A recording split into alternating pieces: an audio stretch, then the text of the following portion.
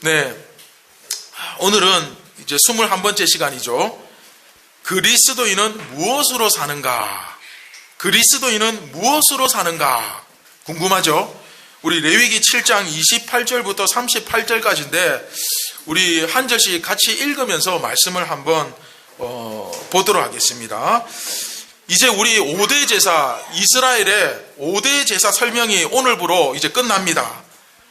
그런데 이 제사장에게 주어진 이 가르침이 화목제로서 이야기가 끝나는데, 화목제는 여러분 잘 알다시피 다른 제사와 달리 다 나누어 먹는다는 특징이 있기 때문에 다른 제사에 비해서 규례가 조금 복잡한 편입니다.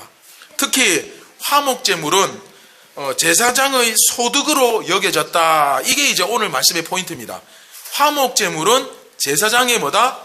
소득이다. 그러니까 우리가 부수입이 있고 또 본봉이 있고 또 보너스가 있는데, 그런 걸로 따지면 화목제물은 제사장의 본봉이다, 월급이다, 이렇게 보시면. 자, 28절부터 한번 보겠습니다. 자, 28절부터 32절 말씀까지 다 같이 한번 읽어봅시다. 자, 준비됐습니까?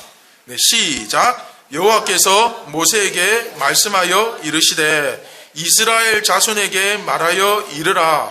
화목제물을 여호와께 드리려는 자는 그 화목제물 중에서 그의 예물을 여호와께 가져오되 여호와의 화제물은 그 사람이 자기 손으로 가져올지니 곧 그 제물의 기름과 가슴을 가져올 것이요 제사장은 그 가슴을 여호와 앞에 흔들어 요제를 삼고 그 기름은 제단 위에서 불사를 것이며 가슴은 아론과 그의 자손에게 돌릴 것이며 또 너희는 그 화목제물의 오른쪽 뒷다리를 제사장에게 주어 거제를 삼을지니. 자, 이스라엘의 제사에서 그 제물을 죽이고 해체하고 하는 것은 다 누가 합니까? 그렇죠. 제사를 드리는 사람이 합니다. 제사장이 하는 게 아니고 그 제물을 해체하고 가죽을 벗기고 각을 뜨고 하는 이런 작업은 제사 드리는 사람이 하죠. 그죠? 그런데 여러분 화목제를 한번 떠올려 보십시오. 화목제는 모두가 함께 그 제물을 나누어 먹는 잔치의 의미가 있다고 했죠. 그렇죠? 그래서 잔치의 의미를 가지지만 분명히 하나님 앞에서 드려지는 제사이기 때문에 하나님께 드릴 것이 태워져야 되고 특별히 제사장의 몫을 따로 떼어 가져와야 했습니다. 그래서 지금까지 우리가 배운 바로 제사장은 뭐 하는 사람입니까? 하나님을 드러내는 사람이죠. 그래서 여러분 레위기에 흐르는 이 메커니즘, 대제사장은 뭐 하는 사람이냐? 제사장과 레위 지파에게 하나님을 드러내는 사람이에요. 그리고 레위 지파와 제사장은 뭐 하는 사람입니까? 그렇죠? 자기 백성들에게 하나님을 드러내는 사람들이에요. 그러면 이스라엘 백성들은 뭐 하는 사람입니까? 그렇죠? 열방에, 세상에 하나님을 드러내는. 그래서 예수님처럼 살고 예수님처럼 죽는다. 다시 말하면 우리가 후라이팬 나눠주고 커피 타주고 해서 복음이 전해지는 것이 아니라 우리 한 사람 한 사람이 우리를 보면서 예수님이 저런 분이구나 하고 세상이 그것을 알게 될 때 복음이 전해지는 거예요. 그래서 대제사장은 이 레위 지파와 제사장들에게 하나님이 어떤 분인지 그 존재로서 모습을 드러내고 이렇게 흘러가는 거예요. 하나님의 모습이 제사장을 통해서 레위 지파를 통해서 이스라엘 백성을 통해서 흘러가는 거예요. 이제 기억나시죠? 그래서 이 제사장이 이제 그런 하나님을 드러내는 존재고 하나님을 대신하는 존재입니다. 그래서 하나님의 모습을 나타내는 사람들이란 말이죠. 그래서 그 사람들의 몫을 따로 떼어가지고 옵니다. 그래서 30절 보시면 여호와의 화제물은 그 사람이 자기 손으로 가져올지니 이렇게 딱 말씀이 나오죠. 자, 이게 뭐냐면 제사장이 가가지고 이거 저의 몫이니까 이거 주시오 이런 일이 생기지 않게 하라는 거예요. 제사장이 와가지고 구차하게 이거 제사장의 몫이니까 이거 주십시오 이런 일을 만들지 말라는 거예요. 그러기 전에 제사 드린 사람이 네가 먼저 가가지고 그 몫을 드려라는 거예요. 이해되죠? 물론 제사 드리러 왔으니까 당연히 하나님의 것, 제사장의 것 분명히 구분하겠죠. 돌려드리겠죠. 그런데 이제 여기서 그럼에도 불구하고 네가 직접 갖다 드려라 이렇게 하는 이유는 뭘까요? 자, 이렇게 하는 이유는 이 제사가 내가 억지로 드리는 어떤 종교적으로 형식적으로 드리는 제사가 아니라 내가 자원하여서 내가 좋아서 내가 기뻐서 주님 앞에 드리는 예배다 하는 겁니다. 이해되시죠? 그래서 자, 그리고 속죄제나 속건제 같은 경우에는 본문에 나오는 요제, 거제 이런 언급이 안 나옵니다. 화목제만 있습니다. 자, 요제는 뭡니까? 쉽게 말하면 흔든다는 의미입니다. 그래서 전승이나 기록에 보면 이제 그런 얘기가 있어요. 소나 양을 이렇게 그 가슴 부위를 하나님께 드릴 때 그 가슴 부위를 들고 제단 옆을, 제단 주위를 이렇게 왔다 갔다 했다는 이제 그런 기록들이 남아 있습니다. 그래서 요제는 흔든다는 거예요. 그리고 거제는 뭡니까? 거제는 높이 들어 올린다는 거예요. 그래서 거제는 오른쪽 뒷다리 부위예요. 그래서 그 부분을 이렇게 높이 들어 올림으로써, 제사장이 이렇게 높이 들어 올림으로써 하나님께서 기쁘게 받으셨다 하는 것을 표시하는 거예요. 이해되시죠? 그래서 요제나 거제는 여러분 헷갈릴 수 있는데, 우리가 번제, 소제, 화목, 속죄제, 속건제, 화목제 이렇게 5가지 제사를 배웠는데, 그러면 요제하고 거제는 또 뭐냐? 그러니까 요제하고 거제는 제사가 아닙니다. 제사에 사용되는 하나의 의례입니다. 하나의 절차입니다. 이해되셨죠? 그래서 제사라기보다는 그 요제로 그 가슴 부위, 거제로 그 오른쪽 뒷다리 부위, 이것을 제사장의 몫으로, 하나님의 몫으로 이렇게 드렸다. 제사 예식의 일부다 하는 거 참고로 아시면 좋겠습니다. 자, 그리고 33절부터 계속해서 36절까지 한번 같이 읽어보겠습니다. 시작. 아론의 자손 중에서 화목제물의 피와 기름을 드리는 자는 그 오른쪽 뒷다리를 자기의 소득으로 삼을 것이니라. 내가 이스라엘 자손의 화목제물 중에서 그 흔든 가슴과 든 뒷다리를 가져다가 제사장 아론과 그의 자손에게 주었으나니 이는 이스라엘 자손에게서 받을 영원한 소득이니라.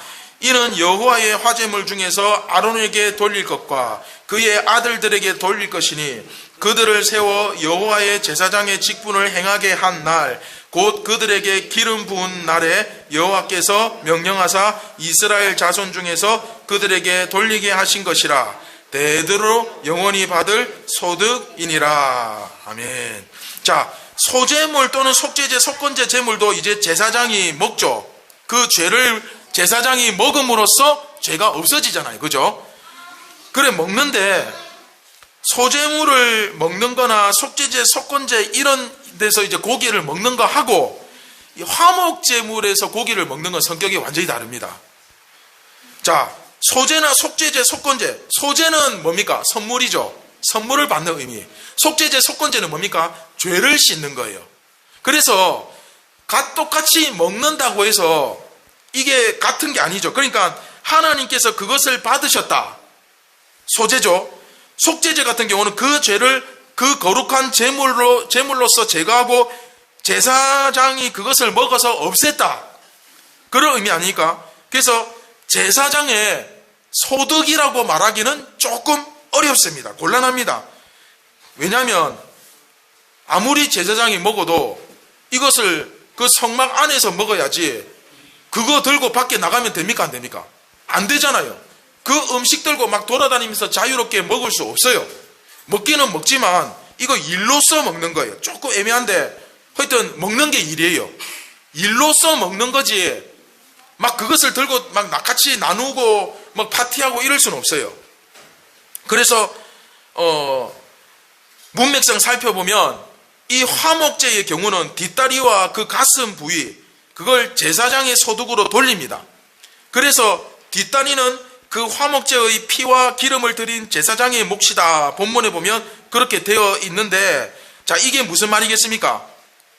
그러니까 그 화목제의 피와 기름을 드린 제사장의 몫이다. 이 무슨 말이냐면 그 제사를 집전한 사람, 뭐 지금으로 따지면 장례를 치르는데 뭐 입간 예배를 드린다. 그럼 그 입간 예배를 인도하신 목사님, 뭐 굳이 똑같이 비유하기는 좀 어렵지만 예를 들면 그런 거예요. 그래서 이 제사를 집전한 제사장이 한두 명이 아닐 거 아니에요.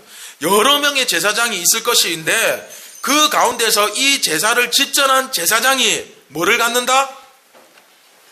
뒷다리, 그 거제로 드린 이 뒷다리 부위를 가져요. 근데 제사장이 갖기는 갖는데 요제로 드린 이 가슴 부위는 어떻게 할까요? 이건 제사를 인도하지 않은 나머지 제사장들이 나누어 갔습니다. 어쨌든 제사장이 다 갖게 되죠. 그래서 그런데 이제 재밌는 것은 제사장들이 받는 가슴과 뒷다리가 제사장들이 이스라엘 자손에게 받을, 본문에 보면 뭐라고 되어 있습니까? 이 36절에 영원히 받을 소득, 영원한 소득이라고 이렇게 한글로 번역이 되어 있는데 이게 이제 자칫 잘못하면 오해의 소지가 조금 있습니다. 그러면 이게 영어 성경에는 뭐라고 되어 있습니까? 레귤러 쉐어라고 되어 있어요. 레귤러 쉐어. 여러분 커피 마실 때 레귤러 그러니까 정기적인 몫이라는 거예요. 정기적인 몫, 본봉이라는 거예요. 그러니까 화목제를 한번 생각해보세요. 성소는 이스라엘 중에 하나밖에 없는데, 자, 이스라엘의 성소가 몇 개 있습니까? 중앙에 하나 있죠. 그런데 남자만 몇 명입니까? 60만. 그러면 60만 가구라고 했을 때 쪽수로 치면 200만이 넘겠죠. 그러면 매일 200만이 넘는 사람들이 예배를 이렇게 드리러 오는데 얼마나 바쁘겠어요. 그렇죠? 그러니까 매일 아마 몇 마리씩 계속 소가 왔다 갔다 하고 양이 왔다 갔다 하고 염소가 왔다 갔다 하고 그렇게 했을 거예요. 그렇죠? 그렇게 했을 때 매일 이렇게 제사가 드려지는데 그 가운데서 가슴과 오른쪽 뒷다리는 누구의 몫이다? 제사장들의 레귤러 쉐어. 정기적인 제사장들의 몫이다. 그러니까 이제 본봉, 월급으로 따지면 본봉이에요. 이분들은 그 1급으로 받아요. 월급을 안 받고. 매일 일당으로. 그래서 물론 제사장들은 다른 수입도 있습니다. 번제물의 경우는 뭡니까? 가죽을 갖죠. 그 짐승을 다 태워버리니까. 근데 그 가죽을 가져요. 그리고 성소 내에서는 계속 소재를 가져오면 그 소재를 가지고 무교병 구워서 먹고, 그 과자 구워서 만들어 먹고, 뭐 그렇게 했겠죠. 그리고 속죄제 가져오면 그 속죄제 고기 먹고, 속건제 가지고 오면 그 속건제 고기 먹고. 근데 거기 안에서는 먹을 것이 어쨌든 성막 안에서, 성소 안에서 일할 때는 먹을 게 따로 필요 없어요. 늘 바치니까. 그 먹는 게 일이니까. 그렇죠? 그러나 어쨌든 이거는 이제 부수적인 수입이고 성소 내에서는, 성소 안에서는 계속 배불렀을 거예요. 계속 먹어야 되니까. 저는 이렇게 고기를 먹는데 지방간이 안 생기는 이유는 밥하고 같이 안 먹어서 그렇지 않을까. 탄수화물을 먹지 않아서. 저는 이제 너무 부럽더라고요. 야, 이 매일 끼니 때마다 고기가 나오니까. 우리는 주일마다 고기가 나오지만 여기는 매일 나오잖아요. 그러니까 어쨌든 뭐 계속 먹어야 돼요. 먹는 게 이래요. 근데 가죽이나 이런 거 있죠. 번제 드리면 가죽하고 이런 거는 뭐 수입이라고 보기는, 들어오는 건 맞지만 수입이라고 보기는 좀 어렵죠. 어쨌든 일 때문에 먹은 거고 다른 거는 그것을 내 소유라고 또 말할 수도 없잖아요. 그런데 화목제물은 제사장의 소유입니다. 그래서 제사장의 가족들도 그 화목제물을 먹을 수가 있는 거예요. 화목제물로 들어온 건 제사장 가족도 다 먹을 수 있어요. 이해되시죠? 사실 이게 다 당연하죠. 왜냐하면 화목제라는 것이 뭡니까? 화목제 드리는 사람이 그 제물 끌고 와서 제물 바쳐서 하나님 앞에 감사합니다 하고 도사를 해서 피를 그 제단 곁에 뿌리고, 그리고 나면 기름 태우고, 그리고 나머지 고기 어떡합니까? 화목제는 다 나누는 거잖아요. 잔치잖아. 그죠? 그러니까 당연히 제사장 가족들도 먹을 수 있었겠죠. 간단하죠. 그리고 그거 들고 갈 수 있습니다. 집에 가지고 갈 수 있어요. 그리고 이웃들과 함께 나누어 먹습니다. 제사장도 마찬가지로 그 화목제물 받아서 가지고 가야죠. 어디로? 네, 자기 집으로. 자기 집으로 가지고 가서 거기서 가족들과 같이 먹을 수 있겠죠. 그러니까 이 화목제물은 제사장의 본봉, 그 월급이 되는 것이다. 자, 그리고 마지막 37절 38절 한번 같이 읽어보겠습니다. 시작. 이는 번제와 소제와 속죄제와 속건제와 위임식과 화목제의 규례라.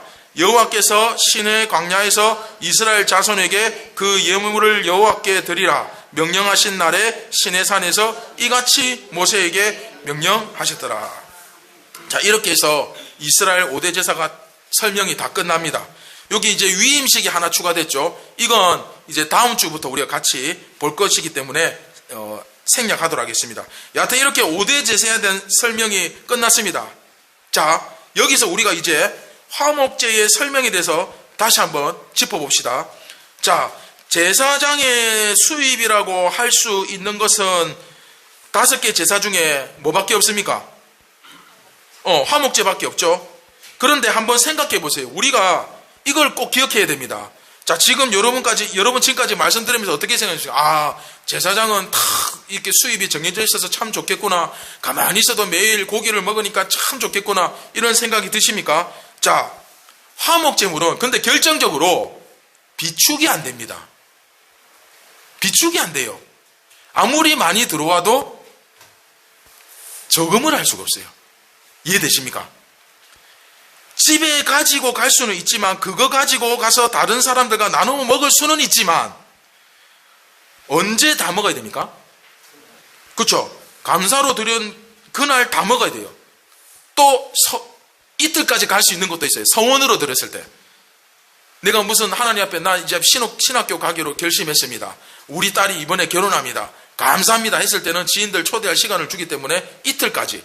그래봐야 하루 차이예요. 어쨌든 이틀 안에, 길어도 이틀 안에 다 먹어야 돼요. 그러면 제사장들도 자기가 화목제를 주관한 사람은 소나 양 뒷다리 고기 가져갈 것이고 또 그렇지 않은 사람은 어디? 요 가슴 부위 나누어 가지잖아요. 그렇죠? 그 가족들한테 들고 갔겠죠? 그런데 어떻게 됩니까? 그날 다 먹어야 돼요. 아무리 오래 가봤자 다음 날까지 다 먹어야 돼요. 그러면 자, 제사장은 재산을 가지고 갈 수는 있는데 비축할 수는, 저장할 수는 있다 없다? 냉장고에, 냉동실에 고이 싸가서 부위별로 잘라가지고 탁탁하게 쪼개어서 넣어놓고 배고플 때마다 하나씩 이렇게 꺼내어 먹을 수 있다 없다? 없다. 이틀 안에 다 해결해야 돼요. 그리고 남으면 어떻게 합니까? 다 주님 앞에 태워버리든지 그 남은 고기 다른 사람들한테 막 팔거나 뭐 이렇게 하면 큰일 납니다. 세상에 제물로 드린 고기를 가지고 와가지고, 그러니까 예수님 시대는 그런 짓을 했죠. 그거를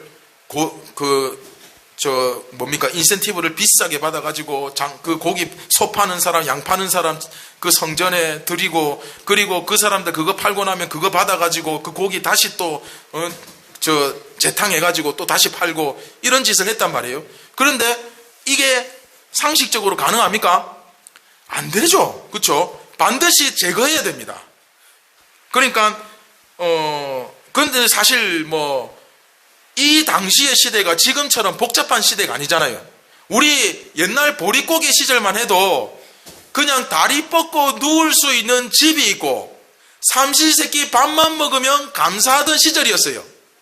그러면 지금부터 약 한 2500년 전에 훨씬 고대 사회, 부족국가 시대에는 지금처럼 핸드폰, 직장도 다양하고 삶이 그렇게 복잡하진 않았을 거예요. 그럼에도 불구하고 어쨌든 여러 가지 종류의 소유물이 지금처럼 없었던 시절이기는 하지만, 먹을 것과 입을 것이 있으면 풍족했던 시절이긴 하지만, 어쨌든 제사장은 재산을 비축하는 것이 가능했다, 불가능했다? 불가능했다. 그래도 아무리 단순한 사회라 해도 농경사회 아닙니까? 그러니까 어떤 사람들은 소 키우고, 소 키워서 또 새끼 나오면 또 재산이 불어넣고, 야곱 보세요, 야곱 양 키워가지고 양 재산 늘리잖아요. 그런 것처럼 소가 몇 마리, 또 양이 몇 마리가 되고, 또 자기 재산이 늘어나고, 또 땅이 몇 평이고, 농사 짓는 사람은 땅이 넓어진다든지, 또 막 곡식이 쌓인다든지, 어쨌든 그런 재산이 늘어나지 않습니까? 그런데 제사장은 매일 드려지는 화목제물을 주 수입원으로, 이것을 내 월급으로 삼을 수 있지만, 그래서 뭐 또 부수입으로 번제 드릴 때 그 가죽 챙기고 또 가죽 어떻게 해가지고 다른 자파나 뭐 다른 거 먹고 입는 거 외에 다른 거 어떤 거 쓰기도 하고 뭐 그렇게 했겠죠. 그러니까 물론 결과적으로 보세요. 뭐 굶고 배고프고 그러지는 않았을 거예요. 성소 안에서 계속 먹는 게 일이니까. 화목제 계속 들어오면 그 화목제물 계속 가족들에게 갖다 주고 하니까 가족들이 굶고 배고프고 할 일은 없었을 겁니다. 그 제사가 제대로 이루어지기만 한다면 제사장들이 가족과 제사장이 굶어 죽는 일은 없었을 거예요. 나름대로 풍족하게 먹고 입고 쓸 수 있었을 거예요. 그러나 그것을 가지고 자기 재산이 축적되어 가지고 자기 재산이 늘어나는 것을 생각하기는 어렵죠. 그렇죠? 도대체 무슨 수로 재산을 늘립니까?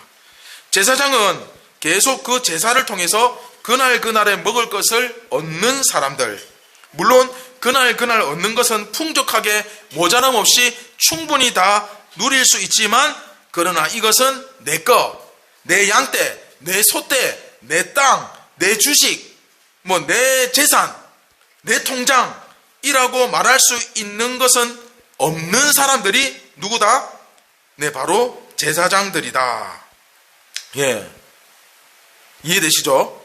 자, 그러면 우리가 묵상과 적용을 한번 들어가 봅시다. 자, 이게 이제 우리들에게 있어서 상당히 중요한 원리로서 다가옵니다.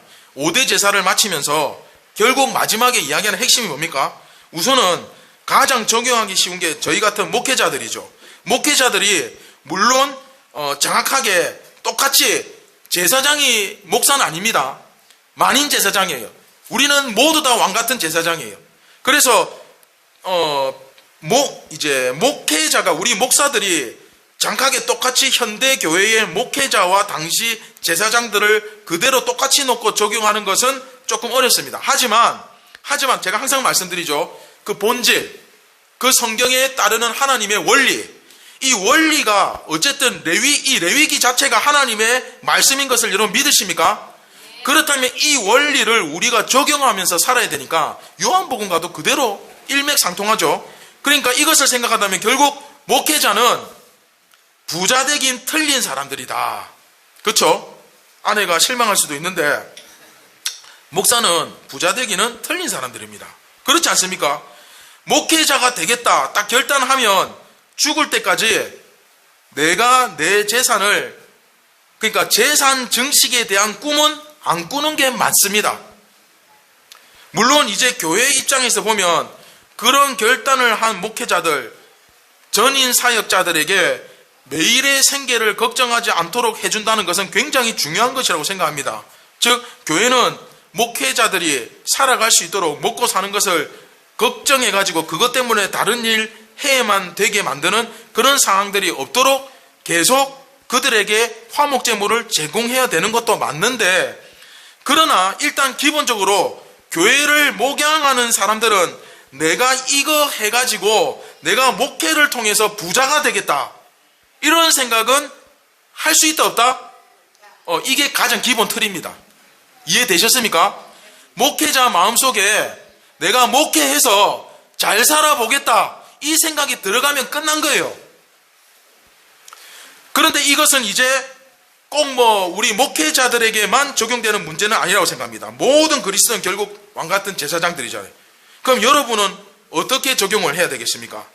그렇다고 해서 그리스도인은 재산을 가지면 안 되는구나, 또 이렇게 결론을 내리면 정말 곤란합니다. 그건 아니죠. 그렇게 적용하기는 좀 어렵습니다. 그리스도인들도 재산을 열심히 일해서 모을 수 있습니다. 그건 좀 지나친 적용이죠. 그러나 그 중요한 건 본질은 이거죠. 그걸 구분해야죠. 그러면 지금 레위기에서 뭘 말씀하는 겁니까? 한번 따라해봅시다. 재산을 축적하는데 내 인생의 목표를 두어서는 안 된다. 여러분 이제 구분이 됩니까? 재산 축적하세요. 열심히 성실하게 땀 흘려서 일하고 재산이 모이면 감사함으로 받으세요. 그러나 여러분들이 그 재산을 축적하는데 내 인생의 목표를 삼으면 큰일 납니다. 여러분 지금까지 살아온 삶을 한번 반추해보고 돌아보세요. 내가 그것 때문에 오히려 더 힘들지 않았습니까? 하나님께서 절대 중요한 진리는 뭡니까? 하나님께서 우리 매일에 쓸 것을 공급해 주시고, 할렐루야. 하나님께서 내 먹을 것과 입을 것을 주신다는 그 믿음을 가지고 직장 생활을 하라는 겁니다. 지금까지 저희 가정도 돌아보면 정말 일하러 나가야 되겠다는 마음이 들 때가 여러 번 있었습니다. 그럼에도 불구하고 우선순위를 뒀을 때 내가 주일 말씀 준비도 안 해놓고 일하러 가는 게 과연 이게 현실일까? 이게 맞을까? 내가 우리 성도들 경건의 시간 할 수 있도록 말씀 준비도 제대로 안 해놓고 내가 나가서 일하는 게 과연 옳을까? 많이 고민했어요. 우선순위를 놓고 따졌을 때. 참 그럼에도 불구하고 감사한 것은 개척해서 가정에서 시작해서 지금까지 약 한 5년 동안 한 번도 쌀통에 쌀이 떨어진 적이 없고, 할렐루야. 제가 제일 감사하는 건 아이들이 치킨 먹고 싶다 할 때, 베스킨라빈스 아이스크림 먹고 싶다 할 때 돈이 없어서 못 사준 적이 없다는 겁니다. 할렐루야. 하나님께서 최소한의 온 가족이 두 다리 뻗고 잘 수 있는 집을 주시고, 또 굶지 않고 늘 건강하게 먹을 수 있는 양식을 주시고, 또 아이들과 가족들이 필요를 할 때 뭔가를 사줄 수 있는 하나님께서 물질을 주시고 다 지키시고 돌보신다는 거예요. 우리 성도님들 조금 사업이 안 되고 돈을 말아먹고 일이 꼬일 때마다 저희 가정을 보시면서 위로를 받으시기 바랍니다. 김민수 목사 가정은 저래도 사는데, 저래도 5인 식구가 저렇게 행복하게, 물론 아내도 행복한지 모르겠는데 하여튼 그렇게 감사하게 사는데, 여러분 두 다리 뻗고 잘 집 있습니까? 없습니까? 집 있죠? 사시사철 봄, 여름, 가을, 겨울 입을 옷 있습니까? 없습니까? 있죠? 먹고 싶은 거 다 먹으면서 삽니까? 안 삽니까? 그러면 감사하시기 바랍니다. 족한 줄로 하시기 바랍니다. 그러니까 자, 우리가 열심히 일하면 세상에서 우리 경건이잖아요. 그죠? 자기 할 일 열심히 하는 거 이 경건입니다. 그런데 그러다 보면 재산이 축적될 수도 있어요. 그런데 잘 보세요. 그때 주객이 바뀌어서 내가 예수님보다 재산을 증식하기 위해서 거기에 내 관심을 더 쏟고 거기에 내 시간을 더 쏟고 그 더 많은 돈을 갖기 위해서 내가 그리스도인으로서 해서는 안 되는 부끄러운 일들을 하기 시작하고,